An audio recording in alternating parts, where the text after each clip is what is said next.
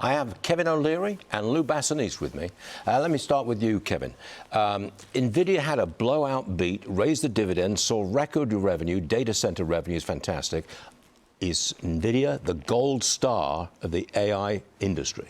Yes. Well, they are clearly in the lead, but the stock has underperformed a lot of AI stocks. And one of the reasons is that people are concerned, but we just detailed the China issue. Margins at some point have to get squeezed because memory is built into this.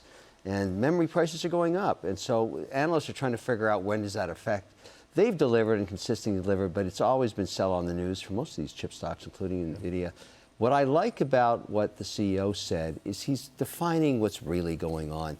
China is competing with us, and they don't want to use Nvidia chips, and they're competing with us on power and compute. They're building more data centers in terms of growth, and that's hurting. That's starting to hurt. We've got to figure that. They're not our friends, Stuart. If everybody should figure that out. Okay, I'm trying to figure it out. Actually, been a long time thinking about it. All right, Lou, did the Nvidia earnings kill the whole idea that AI is a bubble? Yeah, I wish we could just stop asking that question. I mean, I went back and it was November of last year. Is AI a bubble? Here's the stats that just prove it. Nvidia, by my count, 14 quarters in a row of beating earnings expectations, 15 quarters in a row of beating revenue expectations, 13 quarters of record revenue, and they're guided for the 14th quarter. So they have the receipts. This isn't just hype.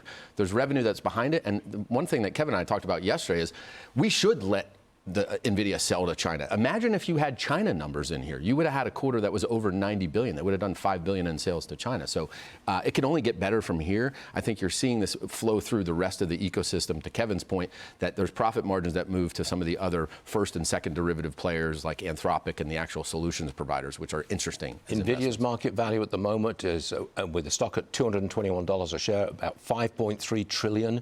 When does it get to 6 trillion? I don't have a crystal ball, but I think there's probably a pretty good chance it happens this year. I mean, earnings ultimately drive stock prices. Nvidia keeps putting up earnings. I mean, you don't go from raising your dividend from a penny to 25 cents and doing 80 billion worth of buybacks if you're worried about having profits in the future.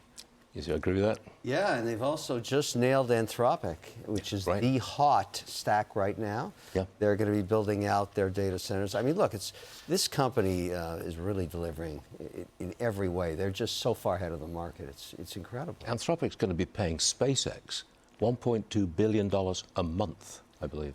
Yeah, I mean, can you believe this? They flipped to a profit, though, with this. So this is an interesting thing, too, that's developing, right? They're growing. We were talking about this. So they're growing so fast now, they're going to be profitable. So no more of this talk about AI is just a lot of spending without profits.